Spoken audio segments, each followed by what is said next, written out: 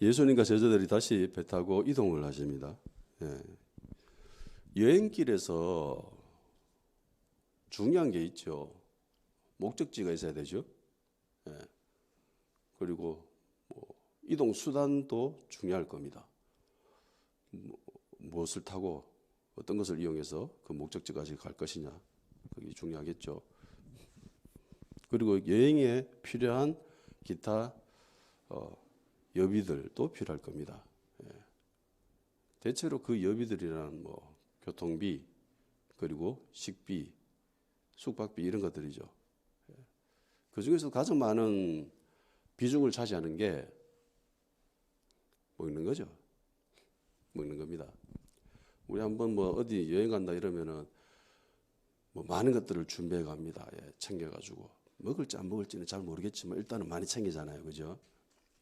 그래서 가죠. 먹는 거 굉장히 중요합니다. 오죽했으면은 금강산도 식후경이다라는 말도 있죠. 구경하는 것보다 그 전에 먼저 먹고 배불리 먹고 그래야 뭐 눈에 뭐 좋은 거에 들어온다 그런 뜻이죠. 예. 지금 예수님과 그 일행들도 지금 여행을 떠나는 길입니다. 전도 여행이겠죠.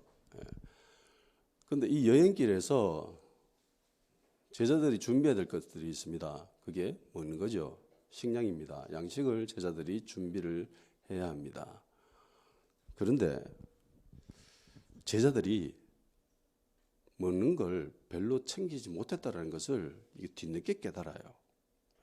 미리 알았으면 준비했을 거예요, 분명히. 근데 미처 몰랐던 겁니다.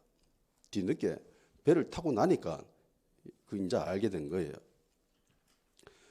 배에 먹을 것이 충분히 있는 줄 알았는데, 예.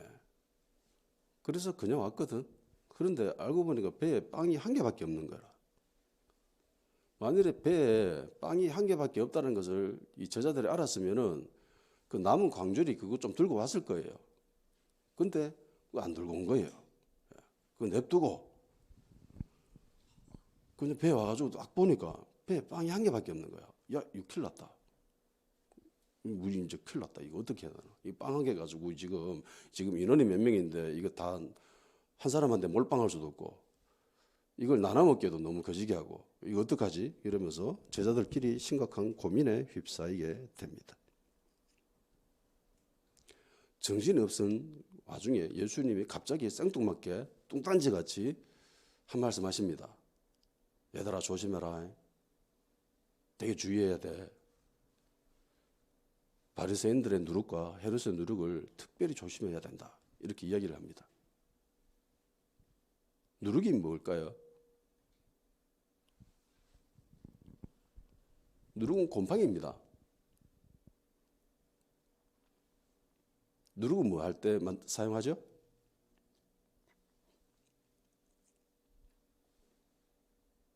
우리나라에서 누룩은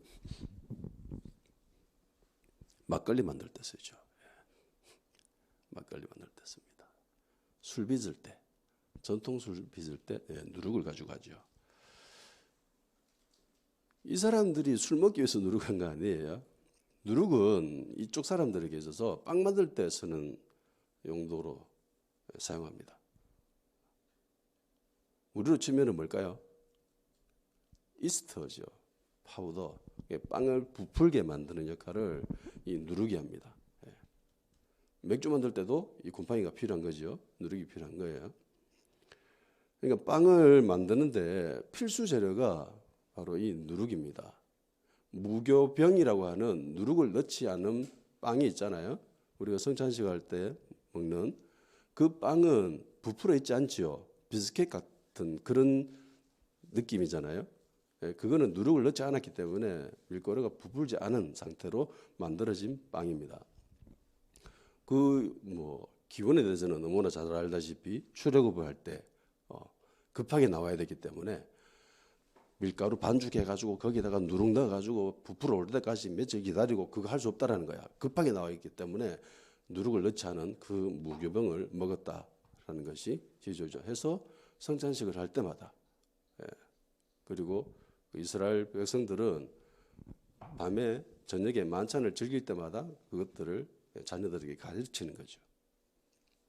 왜 우리가 이걸 먹게 됐는지. 그래서 맛있는 빵을 제대로 된 빵을 먹기 위해서는 누룩은 필수입니다. 부풀게 하기 때문에. 그런데 이 누룩의 특징이 있습니다. 그게 뭐냐면은 아주 작은 양으로 어마어마하게 거대한 덩이의 밀가루 반죽을 전체를 부풀게 만든다는 거죠. 왜 그러냐면은 곰팡이가 살아있기 때문에. 곰팡이가 살아있기 때문에 얘가 한 10마리 해놓으면 이 10마리가 그 10마리 그대로 있는 게 아니라 이게 번식을 하는 거예요. 정말 엄청나게 번식을 해가지고 밀가루 전체를 부풀게 하는데 얼마 걸리지 않을 정도로 굉장히 빠르게 증식을 합니다. 그래서 성경에서는 이 누룩에 대한 언급을 꽤 많이 합니다. 그래서 이 누룩을 향해서 누가복음 13장 20절 21절에 이렇게 되어 있어요. 또 이르시되 내가 하나님 나라를 무엇으로 비교할까? 마치 여자가 가루 서말 속에 갖다 넣어 전부 부풀게 한 누룩과 같으니라 하셨도다. 그러니까 이 누룩이 그 어마어마하게 큰 많은 양을 이렇게 전부 부풀게 만드는 변질시켜버리는 변화시켜버리는 급변하게 만드는 그런 누룩, 이게 하나님 나라의 특징이다라고 이야기를 합니다. 이건 굉장히 긍정적인 면을 사용할 때 누룩을 적용한 거죠. 또 고린도전서 5장 7절에 너희는 누룩 없는 자인데 새덩이가 되기 위하여 묵은 누룩을 내버리라. 우리는 유월절 양 곧 그리스도께서 희생되셨느니라. 여기서 누룩은 굉장히 좀 부정적인 시선으로 사용이 되어졌습니다. 그래서 누룩은 하나님 나라의 긍정적인 면에서도 소개를 하고 그리고 부정적인 면에서도 소개를 합니다. 그러면서 동일한 특징이 있어요. 누룩을 적용할 때마다 사용하는 저자의 의도, 목적이 있는데 그게 강한 전염력, 전파력, 영향력 그런 것들입니다. 작은 누룩이 큰 덩이를 변화시켜 버리잖아요. 변질시켜 버리잖아요. 원래 상태가 아닌데도 변화시켜 버립니다. 그 일을 누룩이 한다는 겁니다. 죄가 누룩과 같다라고 하죠. 죄가 그런 일들도 하고 하나님 나라도 그런 특징이 있다라고 합니다. 그래서 어쨌든 누룩으로 표현되는 것은 전파력, 영향력 뭐 이런 특징을 사용하는데 묘사해 주는데 사용을 하였다라는 거예요. 전염이 강하다라는 거죠. 예수님이 얘들아 바리새인들의 누룩을 조심해, 헤롯의 누룩을 조심해라고 이야기한 것은 어떤 뜻입니까? 바리새인들의 영향력을 조심해, 헤롯의 영향력들을 조심해라는 거죠. 그 영향력들이란 바리새인들의 가르침이고 그리고 헤롯의 가르침입니다. 걔네들이 주장하는 거, 걔네들의 사상, 걔네들의 가치, 걔네들의 세계관 그런 것들을 조심해. 왜요? 굉장히 전염이 빨리 되기 때문에. 너희들이 가만히 있으면 쉽게 영향력을 받기 때문에 그거 굉장히 조심해야 된다 이러면서 주의를 준 겁니다. 그래서 바리새인들의 누룩 조심해라, 헤롯의 누룩을 조심해라 그렇게 이야기를 했습니다. 바리새인들이 가지고 있었던 그들이 가르쳤던 것들, 그들이 사람들에게 끼치는 영향력 이것들이 사람들한테 금세 물들어 버렸다는 겁니다. 바리새인들의 가르침은 도대체 뭘까? 바리새인들이 사람들에게 전염시켰던 그것은 무엇일까? 성경에 이 바리새인들을 향하여서 예수님이 굉장히 많이 언급을 하십니다. 그죠? 특별히 마태복음 24장에 보면은 이 바리새인들을 향하여서 아주 신랄하게 비판하십니다. 무려 7번이나 걸쳐서 화 있을진저 서기관과 바리새인들이여라고 합니다. 특징을 뭐라고 합니까? 화 있을진저 뭐죠? 그 다음 단어가 외식하는 서기관과 바리새인들이요. 그러니까 이 바리새인들의 주된 특징이 외식인 거죠. 바리새인들의 신앙이라는 것은 어떤 신앙이냐면은 하나님 앞에 신앙이 아니라 사람들 앞에서의 신앙이라는 거죠. 사람들에게 보여주기 위한 신앙이라는 겁니다. 이게 바리새인들이 가지고 있었던 아주 중요하고 강력한 특징이고 영향력이었다는 겁니다. 이것이 곧 힘이었다는 거예요. 이것이 사람들에게 강하게 전염되고 전파되었다는 겁니다. 사람들은 여기에 쉽게 물들여 버렸고, 그러니까 이 바리새인들이 가지고 있었던 외식주의, 형식주의 이런 신앙을 예수님이 조심해라라고 했다는 겁니다. 그렇죠. 교회에서 신앙생활 하다 보면 너무나 쉽게 이 외식주의, 형식주의에 빠져들게 됩니다. 본질은 사라져버리고, 왜 하나님이 이 말씀을 하셨는가에 대한 그 본질은 사라져버리고 껍데기만 남아가지고, 우리가 하나님 앞에서 지금 예배를 드립니다. 예배를 드려요. 그런데 예배 드리는 주된 것은 하나님과의 교통이죠. 하나님과의 교제, 이거예요. 그런데 이것들이 하나님과의 교제, 교통이다라고 하는 이 주된 이 내용, 알맹이가 빠져버리게 되면요, 사람들은 예배의 형식에 사로잡혀 버립니다. 예배 형식에 사로잡혀 버리고 앉았다 일어났다 하고, 그리고 무엇을 하고, 그러니까 형식을 굉장히 많이 집어넣는 거죠. 형식을 많이 집어넣다 보면은 내가 뭔가를 했구나라는 그런 느낌을 받게 되는 겁니다. 사람들이. 그래서 예배가 점점 복잡해지는 거죠. 예배가 점점 권위가 생기게 되는 거고, 뭔가 있어 보이는 듯하고, 그런 식으로 형식을 계속 꾸미고, 계속 순서를 뭔가를 집어넣고 그렇게 변질되어져 간다는 겁니다. 예배는 단순합니다. 예배는 단순해야 돼요. 하나님 앞에 찬양하고, 하나님을 경배하고, 하나님께 기도하고, 그리고 주님의 말씀을 듣는 거. 이게 예배의 본질이잖아요. 이걸로 통해서 우리는 하나님과 교제하고 교통하는 거예요. 그런데 이 알맹이가 빠져버리면은 형식에 사로잡혀 버린다는 겁니다. 그리고 이 형식이 조금이라도 잘못되면은 사람들은 불편해하죠. 목사님 왜 이렇게 안 합니까? 목사님 왜 이렇게 안 합니까? 왜 이런 형식으로 안 합니까? 라고 하면서 사람들은 굉장히 불편해합니다. 그래서 예수님은 바리새인들이 사람들에게 강하게 영향을 끼쳤던 이 누룩, 이 형식주의, 외식주의 이거 조심해라고 이야기하셨던 거예요. 성경을 보면은요, 예수님이 사두개인들보다 바리새인들을 더 혹독하게 비판하십니다. 예수님을 십자가에 못 박아 죽이자라고 주동했던 주요 세력은 사두개인들이에요. 대제사장들입니다. 제사장들 무리예요. 그런데 예수님은 물론 사두개인들을 향해서도 비판하고 정죄하고 그래 하셨지만은 바리새인들을 향해서 더 신랄하게 비판하셨습니다. 왜냐하면은 외식했거든요. 형식적인 신앙에 사로잡혔거든요. 사람들 앞에서의 신앙이었거든. 하나님 앞에서의 신앙이 아니라. 그러면 사두개인들은 뭐 겉과 속이 똑같죠. 속에도 얘네들은 뻔뻔하고 저거밖에 모르고, 겉으로도 그렇게 굉장히 권위적이고 뭐 사람들을 강압적으로 하고, 뭐 사두개인들은 악이나 박이나 뭐 비슷했습니다. 그러면 헤롯의 누룩은 뭘까요?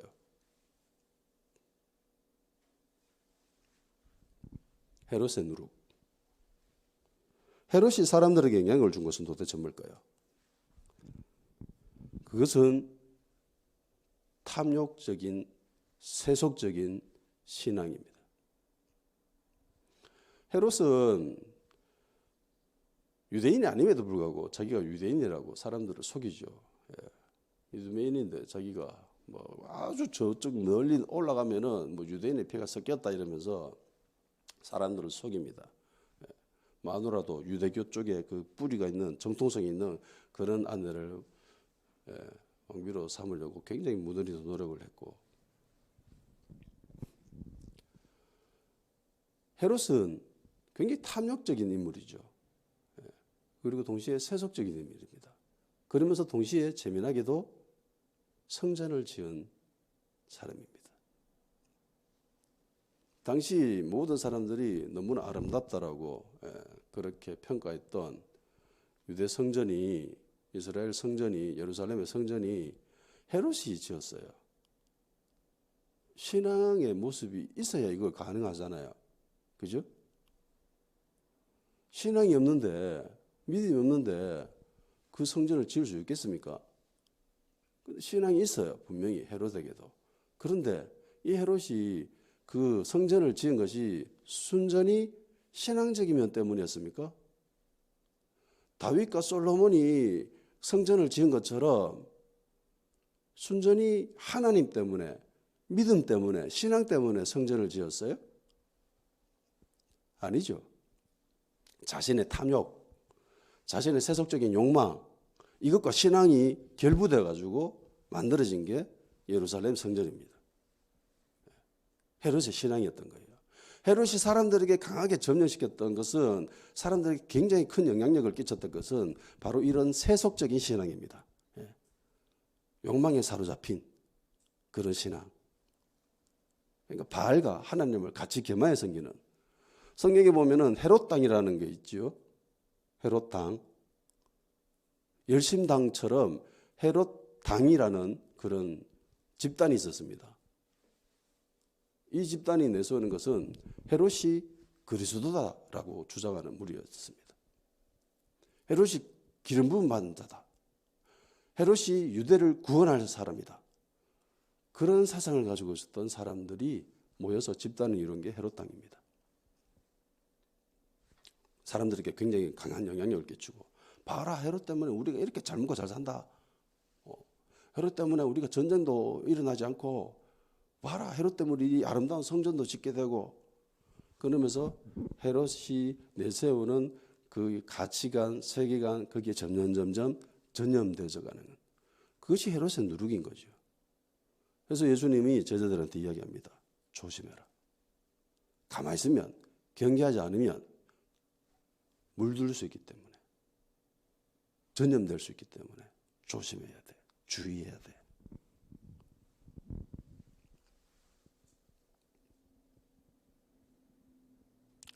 이스라엘 초대왕이었던 사울의 초창기 모습을 보면은 굉장히 그 사람은 겸손한 사람이었습니다.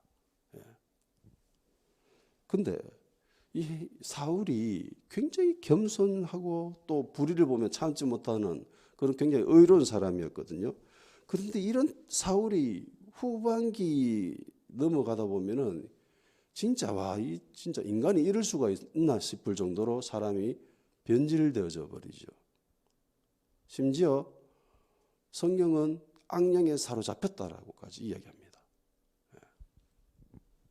이 사울이 굉장히 겸손하고 의로운 사람이었는데도 불구하고 나중에 너무나 달라져 버린 모습을 볼 수 있습니다. 왜 사울이 이렇게 변질되었을까? 뭐 다른 많은 영향력이 있을 겁니다. 그런데 그 중에서도 성경이 딱 기록하고 있는 것이 있죠. 그것이 다윗이 전쟁에 이기고 돌아왔을 때에 여인이 외쳤던, 노래했던 그 이야기입니다. 사울이 죽인 자는 천천히고 다윗이 죽인 자는 만만이다. 그 이야기를 딱 들으면서 사울은 확 바뀌죠, 사람들이. 자가 저러면 나중에 지가 내보다 뛰어나면 자가 그 다음에 노릴 것은, 차지할 수 있는 것은 왕아이겠나? 라는 생각을 딱 가지게 된 거예요. 그 뒤로부터 사울은 변화되기 시작합니다. 변질되어 버리죠. 그러니까 사람의 인기에 연연하게 되면서 사울은 변화됩니다. 자신도 모르게 사람들의 평가에 굉장히 민감하게 반응합니다. 그리고 눈치를 보고, 그러면서 형식적이고 외식적인 신앙의 모습을 가지게 되죠. 너무나 쉽사리 바뀌어버립니다. 그러니까 이 형식적인 신앙, 외식적인 신앙, 그리고 거기에 또 탐욕적인 그런 신앙, 세속적인 신앙이 결부가 되면은 끝판왕인 거죠, 교회에서.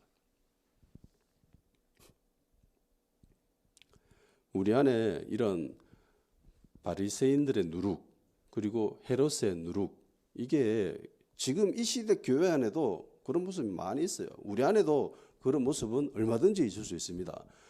경계하지 않으면, 주의를 기울이지 않으면 쉽게 물들 수 있다는 겁니다. 그리스도인이라면 이런 것들을 조심해야 된다는 거예요. 경계를 해야 된다는 겁니다. 안타깝게도 이제 그리스도인과 불신자와의 그 경계가 굉장히 가까워진 듯한 그런 느낌이에요. 예전 우리나라 초대 교회의 모습을 보면은 교인들이 진짜 신문에 적혀 있어요. 제가 그거 캡처했는 걸 봤었거든. 그리스도인들에게는 차용증서를 적어주지 않고도 돈을 빌려줄 수 있다. 왜냐하면 걔네들은 정직하니까. 걔네들은 반드시 돈을 갚으니까. 동아일보인가 그게 적혀 있어요. 일제시대 초창기 때 그 그리스도인들의 모습이 신문에 기록되어 있습니다. 그런데 오늘날 어때요? 그리스도인들에 대한 이미지가 굉장히 지금 안 좋죠. 정직하지 못한 사람, 그런 부류 쪽으로 들어가 있습니다. 교회가 더 이상 사회 정화라고 하는 이런 작용 점점 멀어지게 되죠. 오히려 사회가, 세상이 교회를 걱정할 정도에 이르게 됐습니다. 보통 정상적인 상황 속에서의 제자들이라면 예수님이 이 말을 했을 때에 제자들은 깨달았을 겁니다. 이게 뭐 그렇게 크게 어려운 부분은 아니기 때문에. 물론 뭐 답답한 모습을 보일 때도 있지만은 정상적인 사고를 하고 있었던 상황이라면은 제자들은 이게 헤롯의 그런, 그리고 바리새인들의 그런 교훈, 영향력, 그거 조심해야 되는구나, 그런 생각을 했을 수도 있을 거예요. 그런데 예수님의 이 말씀을 딱 들으면서 제자들은 굉장히 엉뚱한 반응을 보입니다. 제자들의 모습을 한번 볼까요? 16절을 한번 읽어봅시다. 16절 시작. 제자들은 아마도 자기들이 양식 가져오는 것을 잊어버려서 그런 말씀을 하시는 것보다 하고 서로 걱정하였다. 저는 현대 번역을 읽었어요. 양식 가져오는 것을 잊어버려가지고 걱정하고 있었는데 마침 예수님이 누룩 이야기하는 거야. 빵 이야기 하지 않았잖아요, 예수님이. 그죠? 그냥 누룩 이야기했습니다. 누룩 이야기했는데 이 누룩을 우리 빵 가져왔다 이러면서 연결시켜가지고 막 걱정하기 시작합니다. 생각했겠죠. 와, 예수님 귀신같이 알아맞추신다. 우리 빵 없는 거 어떻게 하셨지? 우리 진짜 큰일 났다. 그러면서 이야기했겠죠. 옆에서 7병이하고 남은 그 광주리 내가 하나 가지고 어쩌자고 했잖아. 그러니까 옆에 나는 배에 빵이 있는 줄 알았지. 한 개밖에 없는 줄 알았으면 당연히 가져오자고 했지. 니 때문에 진짜 내가 미치겠다. 이러면서 막 그런 상황 속에 이제 사로잡혔을 수도 있죠. 이 모습을 본 예수님이 어떤 말씀하십니까? 예수님이 또 한마디 하시죠. 얘들아, 오병이어하고 남은 양식이 광주리에 몇 개 남았지? 12개요. 그럼 7병이어하고 남은 광주리에 몇 개 남았지? 7개요. 그런데 왜 아직 못 깨닫지? 그러니까 양식 없을 때마다 예수님이 기적으로 그들 다 먹이셨는데 제자들은 또 그걸 까먹고 지금 또 이 상황 속에서 양식 없다고 걱정하고 있는 겁니다. 제자들이 잊어버리고 있었던 게 있습니다. 그게 예수님이 자기들과 같이 있다는 걸 잊어먹고 있어요. 지금 예수님이 지금 자기들과 같이 배 타고 있다는 것을 잊어먹고 있습니다. 그리고 자기들의 힘으로 뭔가를 해야 되겠다라는 그런 느낌, 그런 분위기에 또 사로잡혀 있는 거죠. 주님이 함께 하신다면은 불가능이 없다라는 것을 얘들은 또 까먹고 있습니다. 예수님이 그런 불가능한 상황 속에서 기적을 베푸셔가지고 돌파구를 마련하시고 그 장벽을 뛰어넘는 것을 그들은 몇 번이나 경험을 했습니다. 어느 정도는 알고 있었어요. 그런데 상황이 또 닥치니까 또 까먹고 있습니다. 큰일이다. 빵 한 개밖에 없다. 이제 어떡하지? 야, 이거 누구 좀 나눠 먹고 몇 명은 또 금식하자 뭐 이러면서 그러고 있었던 거죠. 그래서 이 그리스도인들은 늘 상기해야 될 것이 불가능이 없으신 예수님이 우리와 함께하고 계신다라는 것을 늘 잊지 말아야 됩니다. 예수님도 스스로 이야기하셨습니다. 내가 세상 끝날까지 너희와 항상 함께 있으리라. 예수님은 하도 답답해가지고 제자들한테 한 소리 합니다. 왜 아직도 못 깨닫지? 이 정도 했으면 깨닫을 만하잖아. 왜 아직 못 깨달아? 예전에 그 EBS 보면서 다큐멘터리에서 하나의 실험을 하더라고요. 동양인과 서양인과 그 인식하는 사고하는 그 차이점에 대해서 실험하는 거였는데 세 가지 그림을 보여줬습니다. 하나는 원숭이였고요. 하나는 뭐 곰이었나 그랬을 거예요. 곰과 그리고 바나나 이 세 가지를 줬습니다. 연결시켜 보세요 라고 했습니다. 이 세 가지 그림을 보여주고 서로 관계 있는 것끼리 짝지어 보세요 라고 했습니다. 원숭이는 뭐랑 짝을 지어야 될까요? 원숭이는 뭐랑 연결을 시키죠? 아니 원숭이는 뭐랑 연결시키죠? 원숭이는 뭐랑? 이게 동양 사람들의 특징입니다. 왜? 원숭이는 바나나를 먹기 때문에. 서양인들한테 보여줬습니다. 서양인들은 뭐라고 했을까요? 당연히 서양인들은 곰을 선택했습니다. 왜요? 왜일까요? 원숭이를 왜 곰이랑 동물이잖아요. 동물이잖아. 우리 뒤늦게 깨닫죠. 아 맞다. 동물이네. 바나나는 식물이잖아요. 그러니까 동양인들이 생각하는 이 체계랑 서양인들이 생각하는 체계랑 이게 다르다는 겁니다. 그러니까 서양인들은 굉장히 이게 사고가 논리적이고 분류를 하잖아요. 동물, 식물 이런 식으로. 근데 동양인들은 사고를 어떻게 하냐면은 관계를 더 중요시 여깁니다. 분류보다 본질적인 것보다 관계, 연결되어지는 것 그것들을 더 집중한다는 거예요. 바나나, 원숭이는 바나나를 먹으니까 연결시키는 거죠. 그러니까 동양인들 이게 정상인데 서양인들은 굉장히 이상하게 생각합니다. 왜 저거를 저렇게 연결시키지? 그리고 또 여타 다른 실험도 했거든요. 동그란 모양의 하나는 나무고 하나는 플라스틱. 그리고 세모 모양의 나무와 그리고 세모 모양의 플라스틱 연결시켜 보세요 라고 했습니다. 동양인들은 뭐를 연결시켰을까요? 동그라미끼리. 서양인들은요 재질끼리. 이게 생각이 틀린 거예요. 사고가 틀린 겁니다. 이걸 보면서 야, 참 이 사람들의 생각의 이 기준이 참 다르다.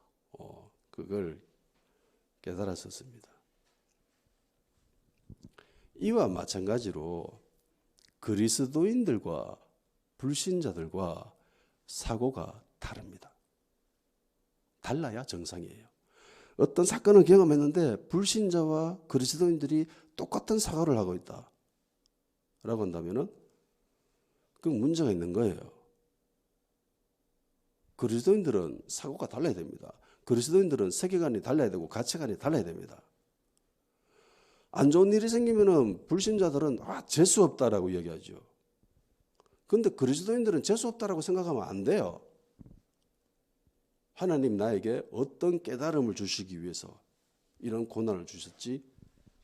거기서 뭔가를 깨달으려고 하나님이 나에게 왜 이런 시련을 주셨는지 깨달으려고 몸부림쳐야 되는 거예요. 그죠? 그게 그리스도인들이 가져야 될 기본적인 자세입니다. 삶을 대하는. 하나님이 주권 속에서 내가 어떻게 행동해야 되는가, 하나님 나에게 어떤 깨달음을 주시려고 하는가, 그걸 깨달아야 된다는 겁니다.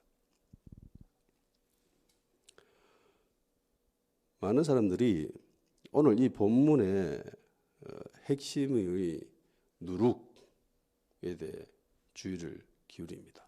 그런데 제가 봤을 때 오늘 이 본문의 핵심은 누룩이 아니에요. 물론 예수님은 제자들을 향해서 이 누룩, 이 영향력, 그것을 경계하기 위해서 언급을 했는데 제자들의 반응 때문에 이미 저자가 앞에 딱 기본적인 밑거름을 딱 걸어놨잖아요. 배에 빵이 없었다. 제자들이 걱정하고 있었다. 그때 예수님이 한 말씀 했는데 제자들이 이상한 소리를 하고 있다. 이게 핵심이에요. 이게. 주님은 단지 누룩 이야기 했습니다. 빵 이야기 하지 않았지요. 빵 이야기 하지 않았습니다. 누룩은 빵 만들 때도 쓰지만 술 빚을 때도 써요. 다른 용도로도 사용할 수 있습니다. 그런데 왜 제자들은 빵이라고 했을까요? 뭐 때문에?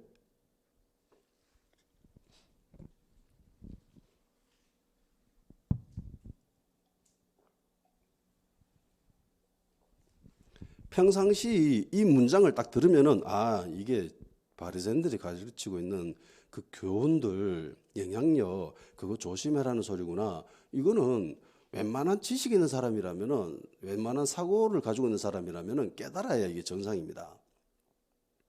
근데 이걸 못 깨달아요. 물론 그 이면에는 또 예수님이 전능하시다라는 거, 그 오병이어 칠병이어를 통해서 사람들을 5,000명, 7,000명 먹였다는 거, 그 4,000명 먹였다는 거, 그걸 기억하지 못하고 있는 이 제자들이 답답한 모습도 있지만은 그 이전에 정말 여기서 핵심을 딱 끄집어낼 수 있는 것은 왜 제자들이 이렇게밖에 반응하지 못했는가라는 겁니다. 제가 봤을 때 이게 굉장히 중요한 겁니다. 이게 우습잖아요. 예수님 누룩 이야기 했는데 제자들은 빵 이야기 하면서 와, 우리 빵 안 가져왔다. 이거 가지고 걱정하고 있습니다. 자, 만일에 배에 빵이 있었으면 제자들이 이런 반응을 했을까요?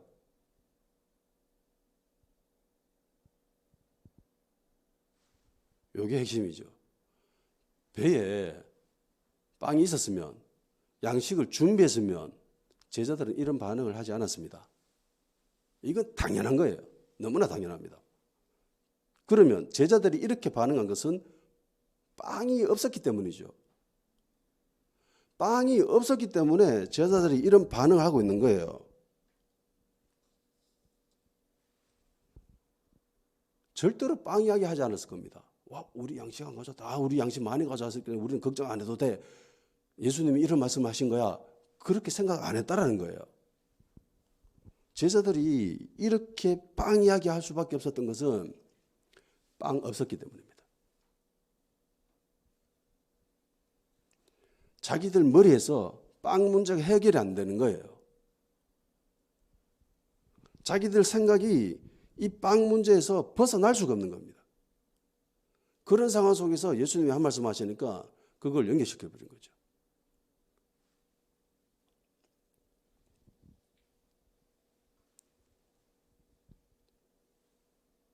우리에게도 제자들처럼 이런 모습 보일 때가 굉장히 많습니다. 세상 살아가다 보면 여러 가지 어려운 속에 빠져들게 되죠. 문제 가운데 빠지게 됩니다. 벽이 앞을 가로막고 장애물이 있고 이런 상황 정말 많이 경험하게 됩니다. 그때마다 우리는 그 문제에 사로잡혀 버리죠. 이거 어떻게 해야 되지? 어떻게 해야 되지? 어떻게 해야 되지? 예전에 처세술 같은 것들을 좀 많이 읽었어요. 불신자일 때. 예수님 안 믿었을 때 처세술 같은 어떻게 하면 성공하는가, 뭐 성공한 사업가들의 이야기, 뭐 이런 것들을 굉장히 많이 읽었습니다. 읽다 보면은 재미난 것들이 있어요. 뭐 또 사업가나 뭐 발명가들 그런 그 문제를 해결하고 정말 열심히 노력했는데 절대로 안 풀린 거예요. 며칠 동안 고민하고 연구해도 안 풀려. 그래서 에라 모르겠다 하면서 딱 적고 여행을 떠나요. 여행을 떠났다가 갑자기 깨닫죠. 그 대표적인 것이 유레카 아닙니까? 이 문제를 어떻게 풀지 이러면서 막 고민하고 있다가 에라 모르겠다 이러면서 걔 이름이 생각이 안 나네. 그래서 철학가 물속에 목욕탕에 이제 욕조에 몸을 탁 담갔는데 깨달아진 거예요. 유레카 이러면서 가서 해결했다라는. 예. 그러니까 그 상황 속에 사로잡혀 있으면 도저히 풀리지 않는 것들이 그 상황을 벗어나면 풀리게 된다라는 그런 처세술 많이 읽어봤었거든요. 예. 세상살이에서도 이런 것들이 많이 있습니다. 그런데 지금 제자들이 빵이 없다, 식량이 없다 여기에 지금 사로잡혀 버렸습니다. 이 문제에 완전히 매몰되어 버렸습니다. 벗어날 수가 없어요 지금. 그 상황 속에서 예수님이 한 말씀 하십니다. 그러니까 그것을 연결시켜 버린 거예요. 그러면서 그것을 적용하려고 하죠. 말씀을 잘못 적용하는 아주 대표적인 표본이 아닌가라는 생각을 합니다. 잘못 적용하는 것들이 성경에 꽤 여러 군데 있습니다. 그것 중에 하나가 이스라엘 백성이 블레셋 사람들과 전쟁을 벌일 때 이야기죠. 사사기에 나오는 이 이야기입니다. 전쟁하러 갔습니다. 졌지요. 우리 왜 졌지? 생각해 보니까 우리에게 하나님이 없어서 그런가 보다. 그럼 하나님 우리랑 같이 가면 되겠네. 그래. 그러면서 생각한 게 법궤 들고 가면 되겠다. 이러면서 법궤를 들고 전쟁하러 가죠. 얼마나 이 사람들의 기가 살았으면은 법궤 들고 왔다라는 이 소리를 듣고 블레셋 사람들이 겁을 먹습니다. 법궤 가져왔다라는 그 자신감에 정말 큰 고함을 지르고 함성을 지르니까 블레셋 사람들이 팔레스타인 사람들이 쫄아가지고 야 우린 큰일 났다. 우리 이제 죽겠다. 그런 생각을 했다랍니다. 그런데 결과가 어떻게 됐죠? 졌죠. 예. 졌는 것뿐만입니까? 법궤까지 뺏기잖아요. 그러니까 이 신앙을 잘못 적용한 거예요. 이런 식으로 적용하면 안 된다는 겁니다. 말씀을 자기 편의적으로 자기 상황에 맞춰가지고 막 끼워 맞추는 거 이거 이래서는 안 된다는 거예요. 빵이 없다, 식량이 없다. 하나님 한 말씀 하십니다. 그래, 이 말씀이야 이러면서 연결시켜가지고 적용하려는 이런 모습이 우리 안에도 많다라는 겁니다. 말씀 한 군데 찾아봅시다. 골로새서 3장 2절.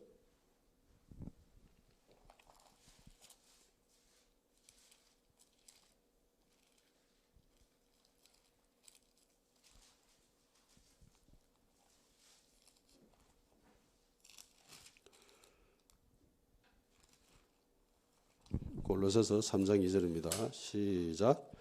위의 것을 생각하고 땅의 것을 생각하지 말라. 아멘.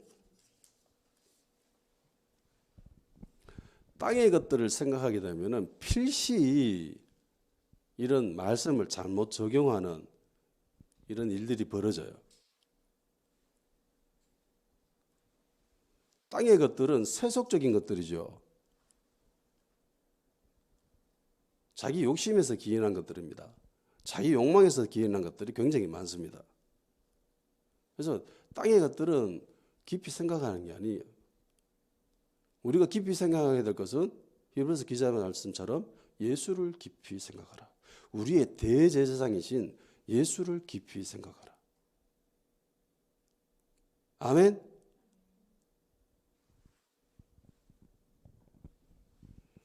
땅의 것들을 한참 생각하고 있습니다. 여기에 집중하고 있었습니다. 그런데 예수님이 한 말씀 하셨어요. 그러니까 이것을 자기들 문제와 연결시켜버리죠. 그리스도인들 가운데 이런 모습을 가질 때가 많다라는 겁니다. 나의 욕망, 나의 욕심, 나의 문제 그런 것들을 깊이 생각하고 그 문제를 어떻게 할까라고 고민하고 있는 도중에 하나님이 어떤 말씀을 하면은 그 말씀이 이 상황과 맞나라는 것을 진지하게 고민해 볼 생각도 없이 그냥 연결시켜 버려요. 그래 이거다 이러면서 하나님이 이 길로 가라는 갑다. 하나님 저 사람 부르라고 하는 갑다. 그러면서 연결시키고 가버리죠. 예수님은 그런 말씀, 그런 의도로 말씀하신 게 아닌데. 그래서 깨달아야 돼요. 깨달아야 됩니다. 이걸 연결시켜도 되는지 깊이 생각해 봐야 되는 거예요. 예수님이 없었으면은 제자들은 예수님의 이 말씀을 자기들 문제랑 연결시켰을 거예요. 그래서 이 문제를 가지고 적용시키려고 했을 겁니다. 이래서는 안 된다는 겁니다. 말씀을 잘못 적용하는 그런 모습을 우리도 많이 했을 거예요. 나도 모르고. 그렇지만 예수님이 우리에게 은혜를 베푸시고 그래서 우리가 깨달음을 얻게 하시고 오래 참으시고 사랑을 베푸셔서 우리가 하나님의 말씀을 좀 더 깨달고 잘 적용해 나갈 수 있는 그런 사람이 될 수 있도록 다 같이 기도합시다. 우리 기도합시다. 우리에게 깨달음을 주셔서 하나님을 더 알 수 있게 해주십시오. 우리 인생 항해길에 우리 함께 동행하고 계시는 그 예수님을 발견할 수 있도록 영적인 눈이 뜨여져서 주님을 더욱더 신뢰할 수 있도록 성경적 가치관으로 무장되어져서 올바른 판단을 할 수 있게 하시고 말씀을 잘 이해할 수 있도록 잘 적용할 수 있는 그런 자들 될 수 있도록 주님 우리에게 은혜를 베풀어 주시옵소서. 성령님 우리를 도와주시옵소서라고 다 같이 기도하도록 합시다.